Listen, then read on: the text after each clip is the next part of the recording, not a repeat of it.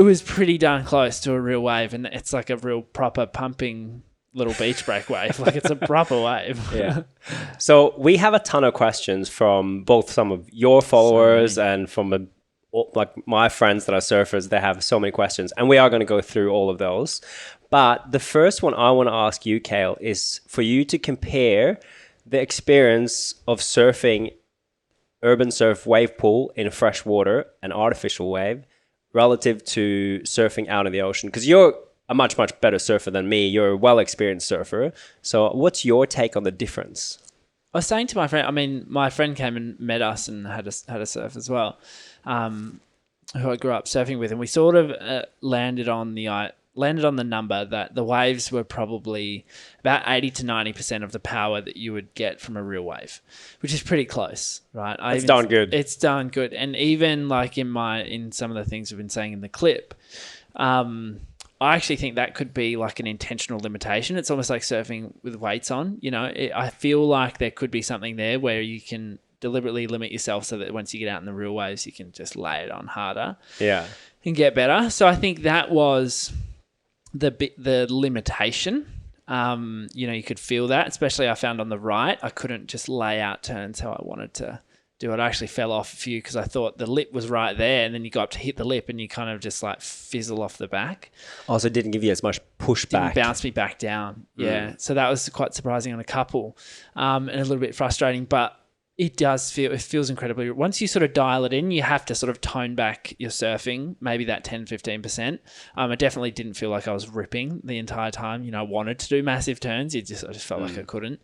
So that's a little bit different. But the bonus is the biggest thing with surfing, and I surf coach people all the time, is that you cannot just order a wave and be in the perfect spot every time, you know, and it's a huge struggle for beginner to intermediate surfers, even advanced surfers. You know, we struggle, we see amazing waves and we're not on them, and it's destroying, your soul destroying.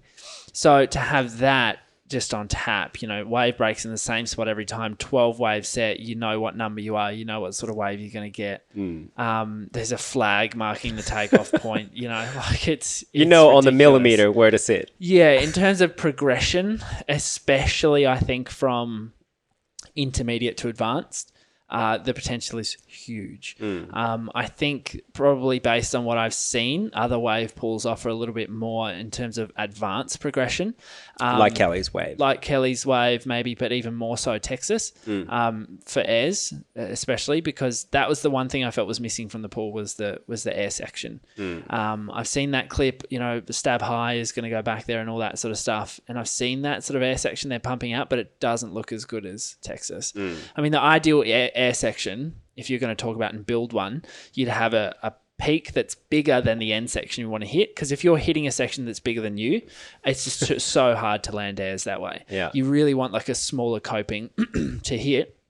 Yeah, you need another wave to come in towards, a smaller wave to come in towards that main break that you're surfing, so you can hit it and land. Is that what, I think that's what you mean? I'm not because really you have more power over the end section, whereas if the end section has more power than the wave you're on, it's just harder to manage. That's something I missed, and I really miss like being able to speed pump down the line. I felt like because the wave is so perfect, you don't need to skip any sections. You just go turn to turn to turn. Yeah. So I did miss that element. Like I really wanted to like slow down. I said to you before I went out, and I was like, I'm going to try and slow down and do an air. But you just couldn't. Like it just didn't really offer it. I had one air section that kind of just popped up at the end, but it was a pretty terrible one. Yeah. And I obviously couldn't land anything. But yeah, that's the one thing that's missing, and I'm sure they'll work on it. I know they're like dialing in and changing settings and changing the shape of waves. Yeah. So I think it'll definitely come, but that was a big limit as well. The big difference, of course, is just the variability. When you're in the ocean, you're surfing in the ocean, you don't know what to expect. Whereas in that pool, you got it on command, which is amazing for progression. Yeah, I might give you one question here now that's on that a lot of people have asked is whether or not the wave pool is affected by wind at all. Yeah, it's a big question. Yeah, I mean, waves are affected by wind, even if you're in a pool. So basically, from what I was told from the people there, is that they have settings for advance and settings for when it's onshore and settings for when it's offshore. So depending on the prevailing winds for the day, they'll sort of change up the settings. But it was light onshore the day we arrived, and they were still putting out barrels, and they were still barreling. They were still makeable. When we were on the left, I was watching back the footage. I was like, okay, maybe there's a reason I sucked so bad on those tubes. Like they weren't really open and spitting. Whereas later on, when it glassed off and it almost went offshore, those tubes on the right were just like pumping. Yeah, it looked way harder to make them in the onshore wind than the offshore wind, but it's still barrels. Absolutely. Yeah. So you can sort of punch through it on your forehand. It's a little bit harder to do that on your backhand, and it is a tight sort of barrel, and regardless, it's a tight barrel. Yeah. So. Yeah, I think the wind does affect it. If it's blowing offshore, it's going to be apparently it breaks a lot closer to the wall, and you have to actually paddle further in because it holds it up a little bit longer. Yeah. But then apparently you get better tubes. Yeah. We didn't have it blowing strong offshore, did we? We didn't get offshore at all. I'd say we got it glassy, like not a lot of wind, but mainly onshore, and it's still a ton of fun. Oh, it was ridiculous. I mean, watching your intermediate session, it was like still. If I was frothing, I was like, if I had the 20, I'd be absolutely frothing. Yeah, so fun. So I want to go through a couple of really basics of how things work if you want to go and surf the wave pool in Melbourne. So number one, you can choose between two different settings of the pool. There's an intermediate and an advanced session, and they run for 1 hour. There's also a beginner session, but they run all the way on the inside, kind of in the leftover little white water that's coming off the main break. But for most of us that surf, you're going to pick either intermediate or advanced.